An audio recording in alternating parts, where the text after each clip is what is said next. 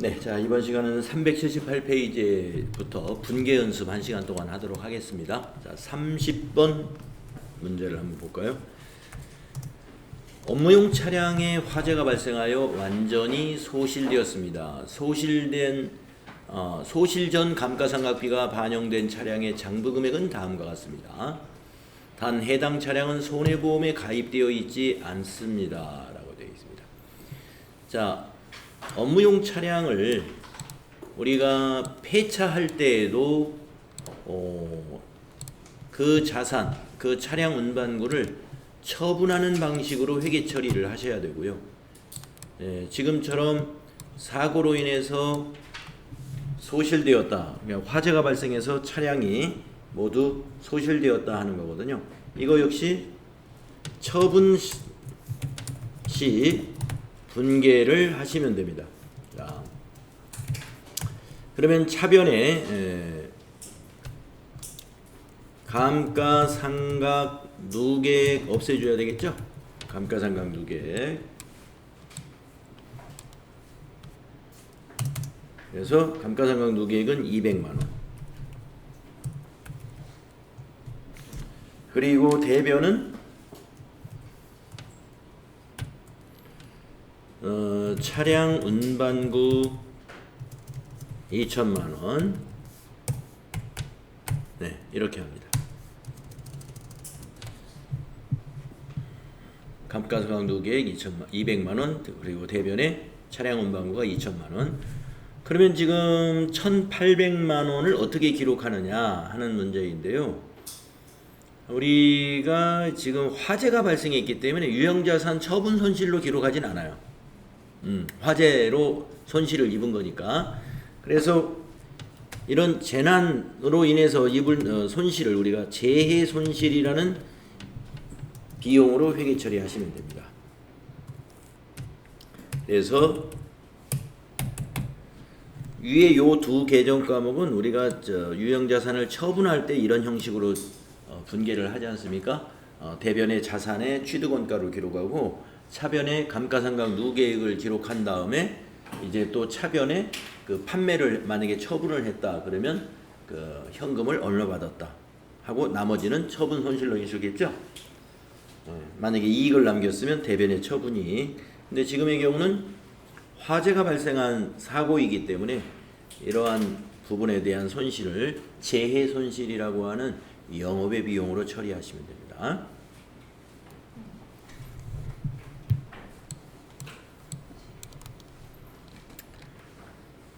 자, 다음은 31번 문제를 보겠습니다. 31번. 31번은 어떤 분계인가 볼까요? 공장에서 사용 중인 기계장치가 진부화되어 손상차손을 인식하려고 한다. 자, 손상차손을 인식할 때는 장부금액과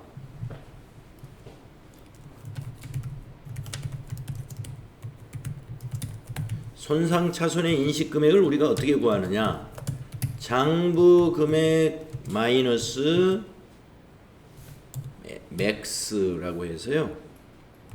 큰 값, 두 값 중에 큰 값을 선택해서 빼주게 되는데 공정가치 그리고 사용가치 중에서 큰 값을 빼주게 됩니다.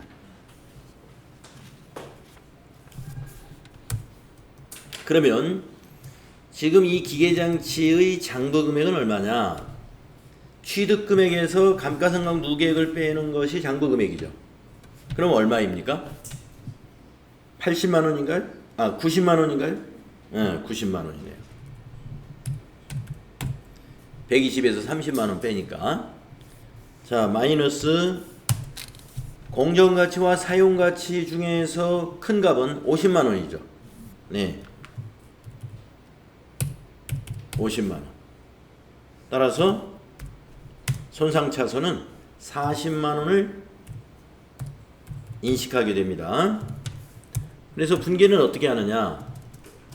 차변에 유형자산 손상차손 40만 원. 비용입니다. 대변은 손상차손 누계액이라고 하는 우리 감가상각 누계액처럼 차감 계정을 하나 만들어서 간접적으로 자산을 감소시킵니다. 손상차손 누계액 40만 원. 그래서 차변의 손상차손은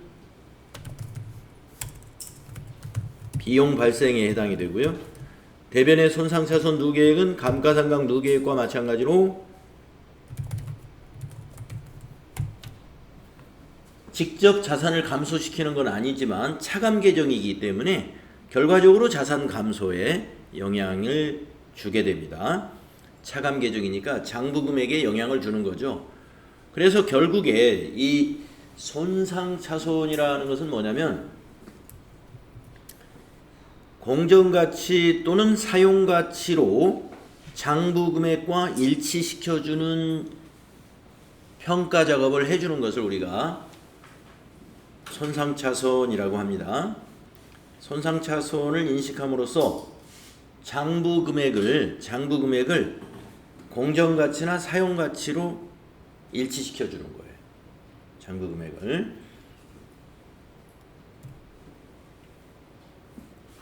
자, 그래서 31번은 분계를 이렇게 하셔야 된다.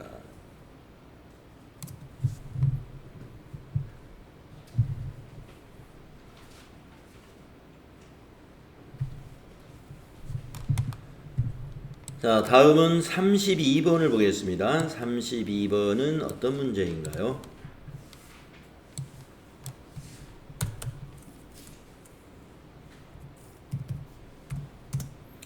주식회사 호산으로부터 투자 목적으로 사용할 토지를 2억 원의 현금으로 매입했습니다. 당일에 취득세 1,000만 원은 현금으로 납부하게 됐습니다. 자, 그러면 투자 목적의 토지는 계정 과목이 뭘까요? 네, 투자 부동산으로 계정 과목을 처리합니다. 투자 목적의 부동산은 토지나 건물을 말하겠죠. 네, 투자 목적의 건물을 구입했다. 아니면 투자 목적으로 지금처럼 토지를 매입했다 하면은 계정 과목은 투자 부동산입니다. 토지 건물 계정 과목을 써서는 안 돼요. 왜냐? 토지나 건물은 유형자산이잖아요. 유형자산과 투자 부동산은 다르죠.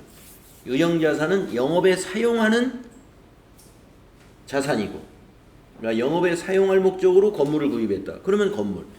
영업에 사용할 목적으로 토지를 구입했다. 그러면 토지예요. 하지만 지금처럼 투자 목적으로 토지를 구입했다.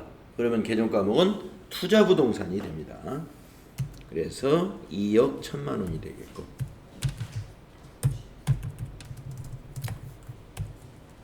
대변의 현금이 2억 1,000만 원이네요. 투자 부동산도 유형자산과 마찬가지로 취득과 관련된 뭐 세금이라든지 중개 수수료라든지 등록세라든지 이런 거 다 취득 원가에 포함시키는 게 맞습니다.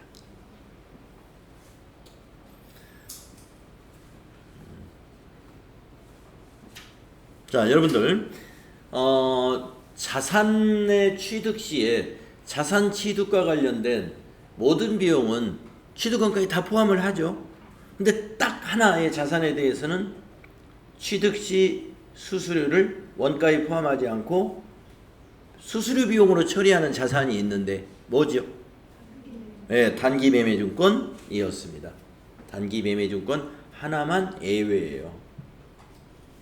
그거 제외하고는 취득과 관련된 수수료나 중개료나 취득세나 등록세나 이런 거 전부 포함을 합니다. 원가에. 그래서 투자 부동산도 마찬가지로 취득 관련 비용을 모두 투자 부동산에 포함시키면 된다는 얘기고요. 다음은 33번 문제로 가보겠습니다.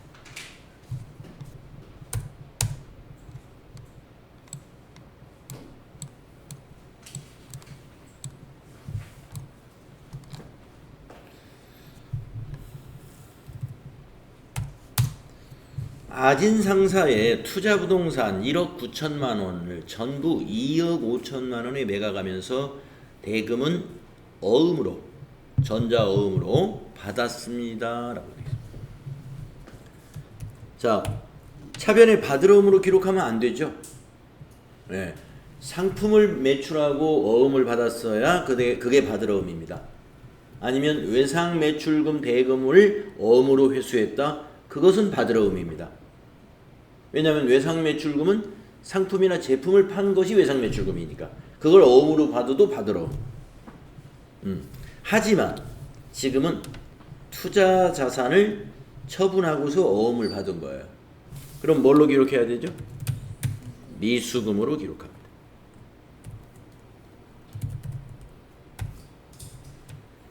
(2억 5천만 원)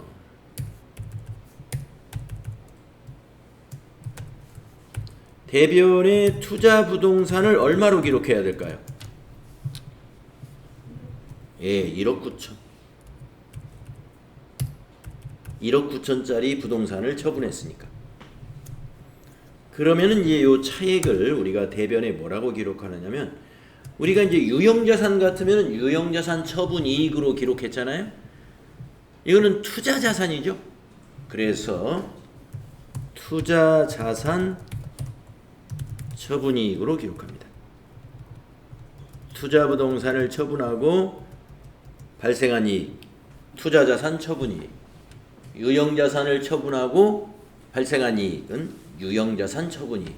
이렇게 분류합니다. 그래서 6천만 원이죠.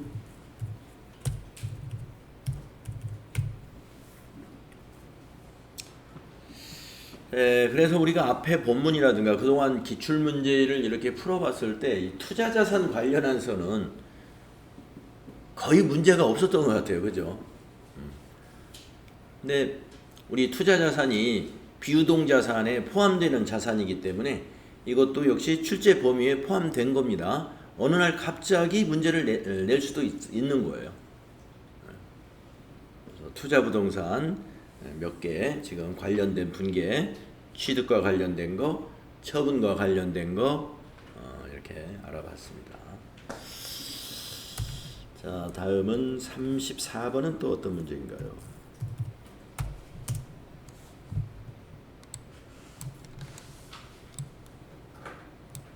34번. 네. 당사와 동일업종을 영위하는 강진기업을 매수 합병을 하고, 예, 합병과 관련된 분계네요. 이거는 무형자산의 영업권에 관한 분계 문제가 나올 수가 있는 거예요. 이게. 자, 강진기업을 합병하고 합병대금 1200만 원은 우리은행 앞 당좌수표를 발행하여 지급했습니다. 자, 우리 회사가 수표를 발행하면 개정과목이 뭐였었죠?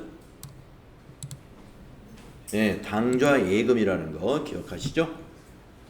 타인이 발행한 수표는 현금입니다. 개정과목이. 하지만 우리 회사가 발행한 수표, 당좌예금이라는 거 개정과목 아시겠고, 합병일 현재 강진기업의 자산은 토지 공정가치로 우리가 사겠죠. 토지가 930만원, 특허권 공정가치로 사야 되겠죠. 140만원 뿐이며 부채는 없는 회사였습니다. 자, 그러면 우리가 합병하면서 이 강진기업의 자산을 우리 회사 자산으로 잡아야 되잖아요. 이제 합병했으니까. 네. 그러면 이제 강진기업의 자산이 두 개밖에 없어요. 토지하고 특허권. 그래서 우리 회사 토지의 취득으로 봅니다. 자, 토지는 공정가치로 취득한 걸로 보는 거예요. 장부금액은 여기에서 그냥 참고에 불과합니다. 회계 처리는 공정가치로. 그리고 특허권도 개정과목이죠. 특허권 140만 원. 이렇게.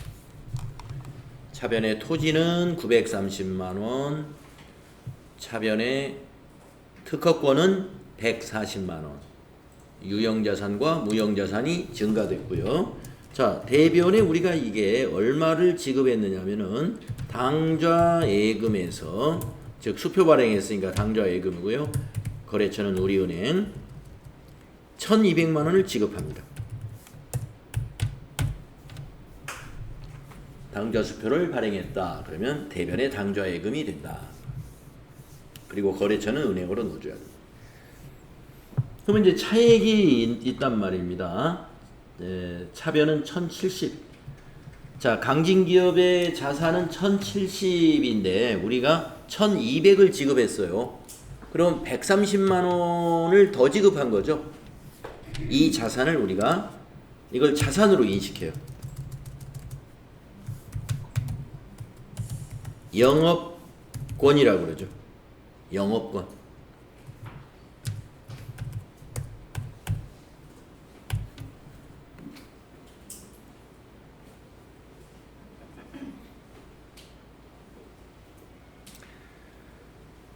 네, 이 차액을 영업권이라는 무형자산으로 인식하게 됩니다. 그래서 여러분 무형자산 개념 과목 중에서 이 영업권이라는 개념 과목에서 여러분이 기억해야 될 것은 뭐냐면 영업권은 내부 창출 영업권은 자산으로 인식할 수 없다. 내부 창출 영업권. 네. 자, 우리 회사가 오랜 회사 경영이 오래되면서 고객에 대한 이미지가 좋아지고 회사에 대한 이미지도 굉장히 좋아졌다. 라고 해서 그런 이미지가 좋아진 부분을 가지고 무형 자산으로 우리가 그 가치를 특정해 가지고 자산으로 이렇게 잡는 거, 이런 것을 우리가 내부 창출이라고 하는데, 그런 내부 창출의 영업권은 인정되지 않아요. 회계상 그거는 인정할 수 없는 것입니다. 하지만 지금처럼 기업을 매수할 때, 즉 합병할 때 그 매수대금, 합병대금으로 지급한 금액과 그 회사의 순자산, 유입된 금액, 그 차이는 영업권으로 인식한다. 그게 영업권이에요. 그래서 매수 합병 시에만 영업권이 인식된다는 거 우리가 정리를 했었죠. 이 34번과 같은 문제는 기출문제에서 제가 본 것 같습니다. 네. 자주 나오는 문제는 아니지만 기출문제에서 풀었던 기억이 나네요. 나왔던 적이 있습니다. TAT 2급 정도에 나왔겠죠. FAT 1급에서는 나오지 않을 것 같고요. TAT 2급에서. 자, 35번 문제를 보겠습니다.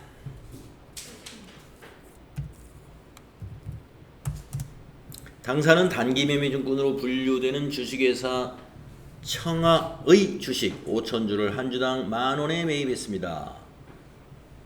매입 수수료는 매입가액의 1%이고 매입 관련 대금은 모두 현금으로 지급했습니다. 네, 단기매매증권 취득에 관한 분계입니다. 단기매매증권은 FAT 1급, TAT 2급, TAT 1급 가리지 않고 단기매매증권에 관련된 문제는 참 여기저기 시험에 잘 나오는 문제예요. 네, 그래서 차변의 단기매매증권 당좌자산이죠. 5,000주 곱하기 10,000원 하면 5천만 원이고요. 10,000원에 한 주당 10,000원에 샀으니까. 그리고 1%가 수수료예요. 그래서 수수료 비용인데 여러분이 전표를 입력할 때 꼭 900번대 수수료 비용에서 찾아야 됩니다. 그래서 5천만 원의 1%니까 50만 원인가요? 네, 50만 원. 대변의 현금이 되겠습니다.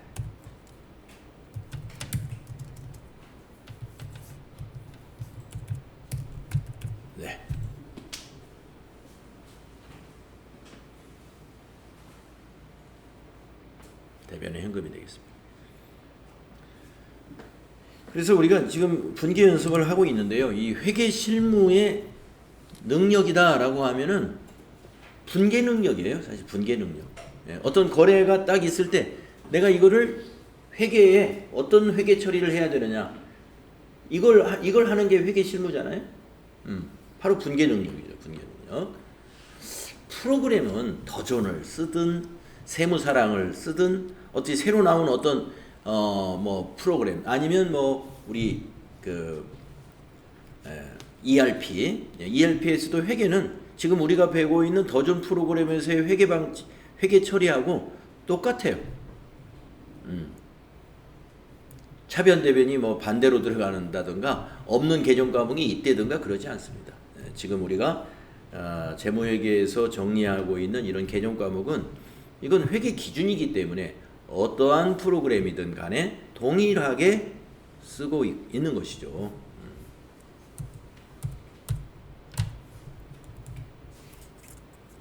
그래서 이론이 중요하다. 계정 과목 분류. 이 계정 과목이 얼마나 중요하냐면은 계정 과목 회계라는 과목을 만들어서 강의하는 과목도 과거에 있었어요. 계정 과목 회계. 계정 과목 회계. 그런 거 많지. 여러분이 아직 혹시 자산부채 자본 수익 비용에 대한 계정 과목 분류가 지금도 뭐가 뭔지 잘 모르겠다. 자산을 여러분이 유동자산, 비유동자산으로 분류하고 유동은 다시 당좌자산과 재고자산으로 분류할 줄 알아야 되고 그리고 부채는 유동부채와 비유동부채로 분류해서 얘기할 줄 있어야 되고요. 자본은 자본금, 자본잉여금, 자본조정, 기타 포괄손익누계액, 이익잉여금으로 분류해서 정리할 수 있어야 됩니다. 그러한 분류. 또 비용은 매출원가, 판매관리비, 영업의 비용, 법인세 비용 네 가지로 분류해서 정리할 수 있어야 되고 수익은 영업수익과 영업의 수익으로 분류해서 뭐 영업수익은 제품 매출, 상품 매출 이런 것뿐이고 임대사업을 하는 사업자 같으면 영업수익 안에 임대료 수익이라는 게 하나 더 있을 수 있고요. 영업의 수익이 이제 개념 과목이 많죠. 이자 수익부터 시작해가지고 자비까지 여러분 교재에는 한 영업의 수익이 한 10여 가지 또 영업의 비용도 한 10여 가지 개념 과목이 여러분 교재에 정리된 부분이 있어요. 그런 거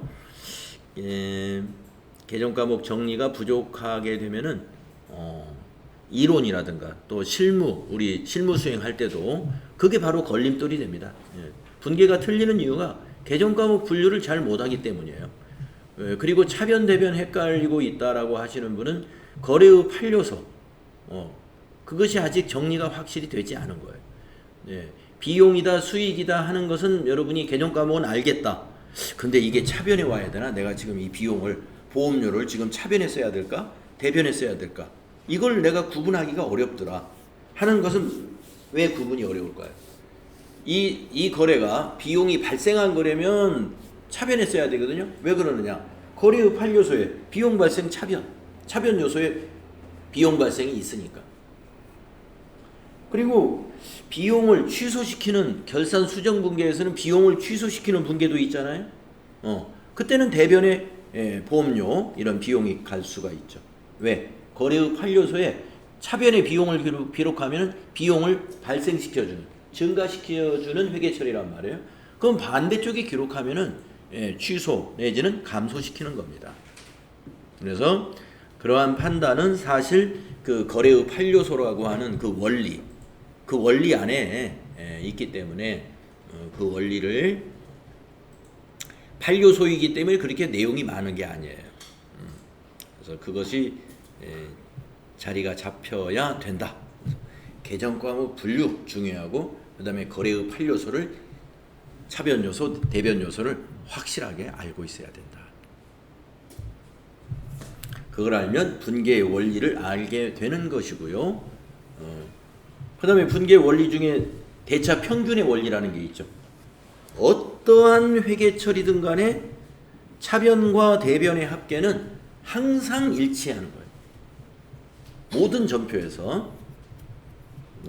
그리고 대차 평균의 원리뿐만이 아니라 우리 재무상태표 등식도 항상 성립이 된다고 그랬죠. 재무상태표 등식이라는 것은 뭐예요? 자산 이퀄 부채 더하기 자본이라는 이 등식, 어느 거래에서나 이게 대입이 됩니다. 그래서 지금 요 35부 문제에서도 잠깐 우리가 대입을 한번 시켜보면은 지금 자산이 감소했어요. 요만큼. 그러면 자산이 지금 이만큼 감소했으면요, 부채나 자본 둘 중에 반드시 요만큼 감소하게 돼 있어요. 그러면은 자산이 요만큼 감소한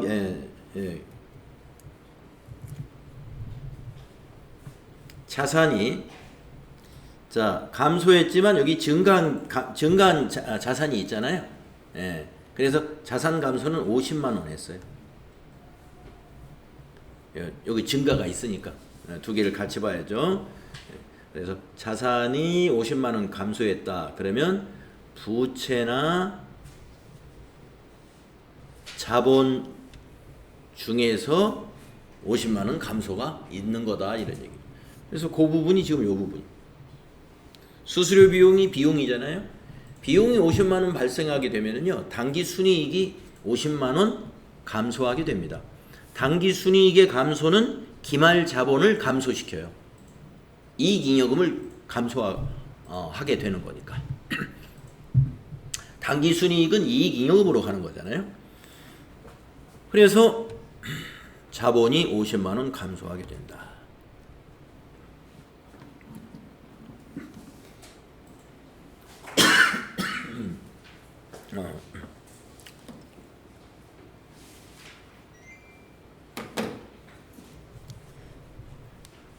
네.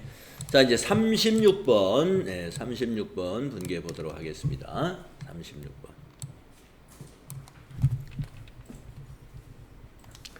업무용 차량 구입 시 법령에 의하여 액면금액 100만 원의 공채를 액면금액의 현금으로 매입했습니다.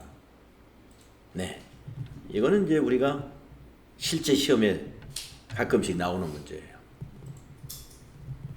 다만 공채의 매입 당시 공정가치는 75만 원으로 평가가 되며 단기 매매증권으로 분류하기로 했습니다. 자, 우리 회사가 업무용 차량을 이번에 구입했는데요. 차량값 말고 차량을 구입하고 등록하려고 하니까 공채를 사도록 법에서 정해놨더라 하는 겁니다. 네, 그래서 공채를 액면금액으로 산다고 그래요. 네, 액면금액은 100만 원입니다. 그런데 이게 100만 원을 사가지고 우리는 만약에 그 채권이 필요 없다, 공채가, 그러면 이제 시장에 팔면 돼요. 판다고 하니까 75만 원이다. 이거 75만 원. 그러면 이제 우리는 이걸 팔지 않고 회사가 보유하기로 했습니다. 그리고 우리는 조만간에 1년 안에 처분하기로 계획을 했어요. 내용이 지금 그 내용입니다. 그러면 차변의 단기 매매증권으로 분류해가지고요, 시장가치, 공정가치로 취득원가를 잡아야 돼요. 유가증권의 취득원가는 공정가치이다. 공정가치로 인식한다. 이것을 구입가격으로 인식하면은 그냥 차변의 단기 매매증권 100만원, 대변에 현금 100만원 이렇게 분기가 끝나겠죠. 근데 그렇게 하는 게 아닙니다. 유가증권의 취득원가는 공정가치로 인식한다. 공정가치로 인식한다. 자, 그리고 이제 대변이 현금이에요. 그러면 현금은 100만 원을 지급했단 말이에요. 100만 원. 이렇게 하면 대차 평균의 원리에 맞지 않잖아요. 분계를 이렇게 끝낼 수는 없는 거죠. 대차 평균의 원리에 차변과 대변의 합계가 항상 일치해야 돼요. 그러면 우리는 25만 원을 어떻게 기록해야 됩니다. 그걸 뭘로 기록하냐면, 자, 25만 원의 비용이 왜 현금이 더 지출되었느냐, 그 원인은 저 차량 때문이에요. 이 유가증권을 우리가 이 단기 매매증권은 이 단기 투자자산이거든요. 단기 투자자산.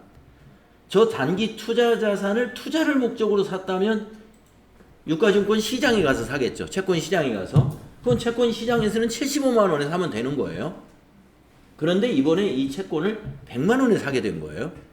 그 이유는 법에 의해서 사라고 했습니다. 무엇 때문에 샀어요? 신규 차량 구입할 때 그걸 등록할 때 산다 이거예요. 그래서 이유는 차량의 취득 원가에 해당된다는 거예요. 이것이. 그렇기 때문에 자산으로 보는데 유형자산의 취득 원가, 차량 운반 후의 취득 원가로 25만 원을 본다. 이런. 네. 자산의 취득 원가로 봅니다. 그래서 이 문제는 이제 차량으로 문제를 내기도 하고 건물이나 토지로 문제를 내기도 합니다. 건물이나 토지로. 그래서 관련 법령에 의해서 공채를 매입했다. 액면가로. 그런데 공정가치는 그보다 낮은 가격을 제시할 거예요. 낮은 가격을.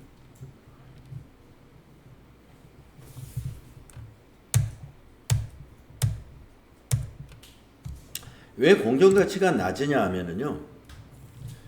우리가 그 채권은 이제 요게 보통 채권이 공채 같은 것도 만기가 3년이거든요. 3년. 그러면 요 100만 원의 채권을 우리가 액면 발행을 한다 이거예요.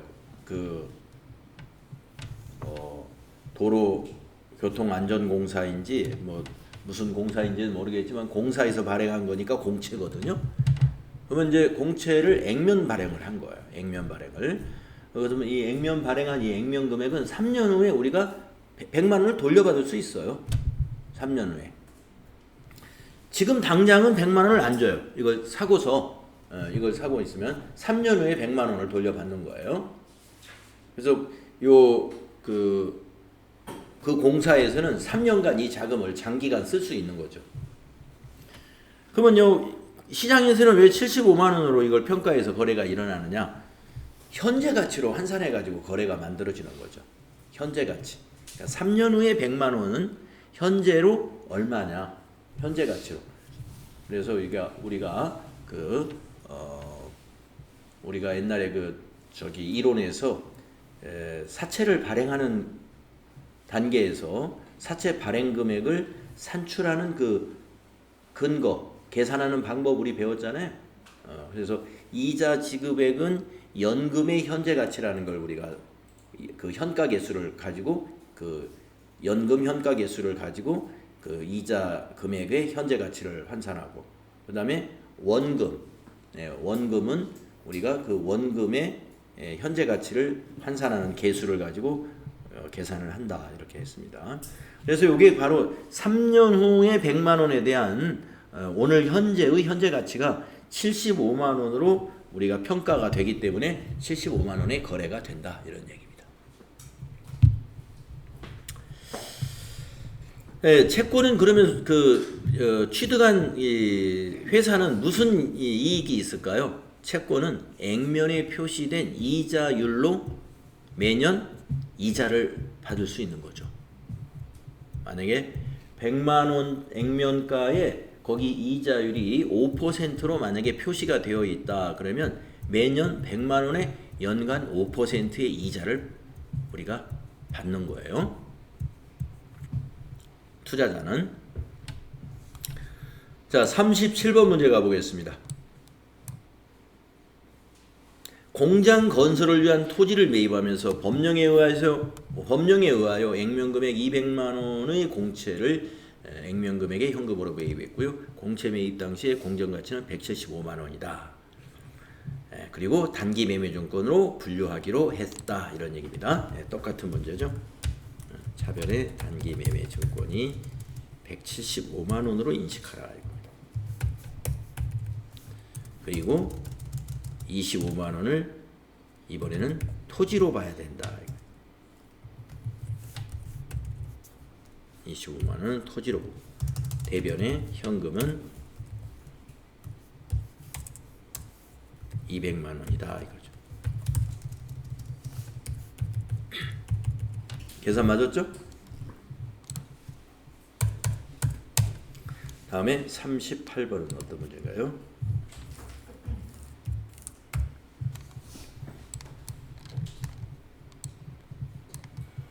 단기간 매매 차익을 목적으로 구입했던 상장법인 우리 주식회사 우리상사의 주식 300주를 한국증권거래소에서 한 주당 9,000원에 처분했고 수수료 8만 원을 차감한 잔액을 한국은행 보통예금 계좌로 이체받았다. 그러니까 단기매매증권 처분 거래죠. 맞죠? 네. 단기간에 매매 차익을 목적으로 구입했던 상장법인의 주식이라고 한 것은 시장성이 있는 주식이었다 그런 뜻이고요. 그래서 단기매매증권을 처분한 겁니다. 처분 분계를 한번 해보면 돼요. 어렵지 않죠? 자, 차변에 자산이 들어와야죠. 보통예금이 들어왔네요. 거래처는 한국은행이고요. 얼마가 들어왔느냐면은 한 주당 9,000원에 처분했으니까 300주면은 3927 270만 원인가요? 맞아요? 네, 270만 원. 그런데 270에서 8만 원이 빠지는군요. 8만 원을 차감한 돈이 들어옵니다. 수수료 때문에. 그러면 262만 원이 들어온 거죠. 네, 계산 맞았겠죠? 자, 대변의 단기 매매증권은 취득원가로 기록합니다. 300만 원에 구입한 거예요.